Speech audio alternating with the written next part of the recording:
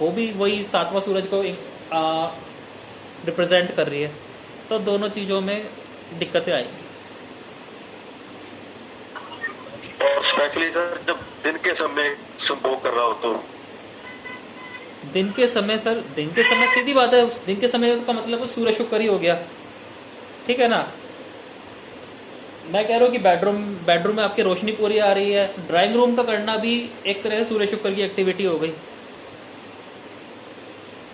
तो एक तो इसका बहुत अच्छा उपाय है कि अपने बेडरूम में अंधेरा रखना चाहिए।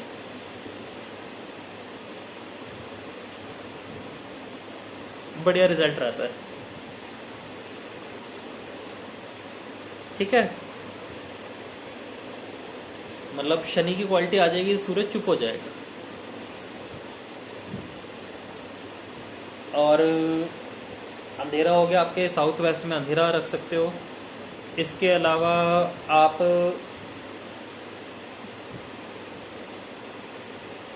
नॉर्थ वेस्ट का उपाय भी कर सकते हो। ये शुक्र का दूसरा घर हो जाता है। मतलब एक वृषभ राशि होती है, एक तुला राशि होती है। तो तुला राशि में तो सूर्य आके बैठ ही गया, उसने तो उसको जला ही दिया। तो शुक्र की जो दूसरी राशि है, सेकंड राशि, यानी नॉर्थ वेस्ट, वहाँ पे आप शुक्र की कोई चीज़ रख सकते हो जिससे आपको फ़ायदा रहेगा। शुक्र की चीज़ भी रख सकते हो और चंद्रमा की चीज़ भी रख सकते हो, दोनों में से कुछ भी रख सकते हो।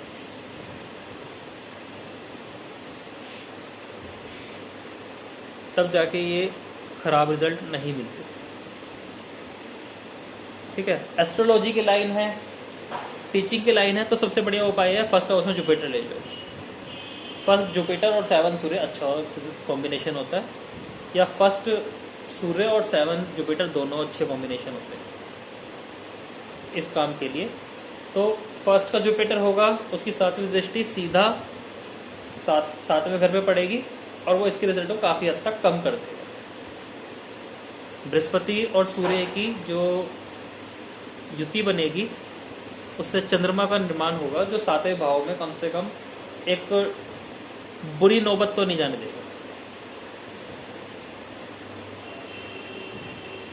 ठीक है ना।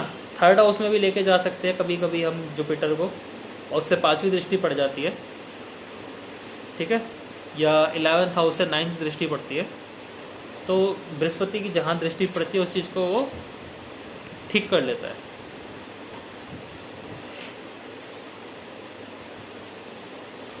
तो ये इस चीज़ का हो सकता है उपाय। बाकी 7th हाउस में अगर सूर्य हो और ड्राइंग रूम भी अगर आपका साउथ वेस्ट में चला गया, थोड़ा पिछले साल का केस था, एक लड़की के था 7th हाउस में सूर्य था और उसका जो साउथ वेस्ट था वो ओपन था, ओपन टू स्काई, वहाँ से रोशनी आती थी, बाकी पूरा घर बना हुआ था, ठीक है। 7वें घर का सूरज गवर्नमेंट से अच्छे लाभ दे देता है, उसमें कोई दिक्कत नहीं है अगर आप उस तरफ जाते हो तो, ठीक है। लेकिन रिलेशनशिप प्रॉब्लम दे देगा, ठीक है। तो शुक्र की चीज़ जैसे एक सिंपल सा आप आलू का पौधा समझ लो कि वही उसके साउथ ईस्ट में रखवाई थी, यानी 12th हाउस में रखवाई थी, जहाँ पे शुक्र उच्च हो जाता है, ठीक है। तो भी उसको जो रिलेशनशिप प्रॉब्लम आ रही थी उसमें शांति पड़ गई थी। ज़्यादा बड़े नहीं, 2-3 छोटे छोटे उपाय किए थे शुक्र को बचाने के। हालांकि शुक्र 10th हाउस में चला जाए तो भी अच्छा रिजल्ट दे देता है, उसमें भी बच जाता है व्यक्ति। तो एस्ट्रो वास्तु में हम इस तरह से इन चीज़ों के उपाय कर सकते हैं। मतलब एक ही ग्रह को ठीक करने के आपके पास मल्टीपल तरीके हैं।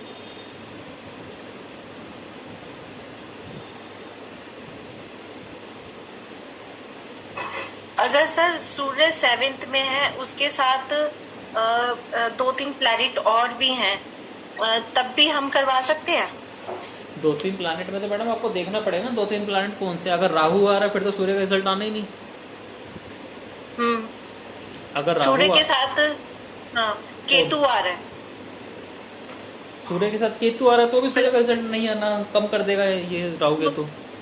हाँ, एक तो बृहस्पति भी आ रहा है, केतु भी आ रहा है और सूर्य भी है, 3 प्लैनेट है 7th हाउस में।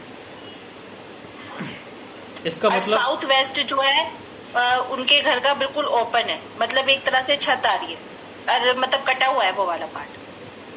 ठीक है, वो तो आएगा ही, लेकिन आप उनके देखो कि उनके घर के सामने कोई रहता है नहीं रहता। सामने रहते हैं। सामने था, क्योंकि इसके ईस्ट में मतलब इसके फर्स्ट हाउस में राहु चला गया। हम्म। ठीक है, अब यहाँ पे थोड़ा सा क्रॉस तरीके यूज हो जाते हैं वास्तु के या एस्ट्रोलॉजी के, कि जब तक राहु अच्छा है ये हिल ही नहीं पाएंगे, क्योंकि राहु सबको बंद रखेगा अपने अंदर, ग्रहण लगा के रखा है ना।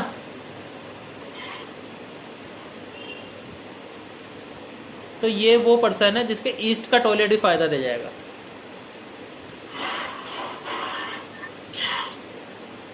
ईस्ट में है उनके टॉयलेट।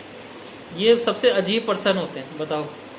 इसको ईस्ट का टॉयलेट फायदा दे जाएगा, और किसी ने अगर समझदारी दिखा के इसका ईस्ट का टॉयलेट हटवा दिया तो देख लो कितनी दिक्कत आने वाली है। सूर्य जाग जाएगा, बृहस्पति जाग जाएगा, सातवें भाव का, और केतु भी जाग जाएगा। तो ईस्ट में टॉयलेट सूट कर रहा है? इसको सूट कर रहा है मैडम। अच्छा, वो ईस्ट में आप ये कहना चाह रहे हो कि फर्स्ट हाउस में राहु आ गया तो राहु को ईस्ट में क्रिएट कर दिया है, तो इसलिए वो फायदा दे रहा है। सूर्य को ग्रहण लगा दिया ना। हम्म। सूर्य को ग्रहण लगा दिया तो सूर्य अंधा हो गया। अगर सूर्य को जगा दिया, वो तो सातवें भाव में बैठे एकदम से आग लगाएगा।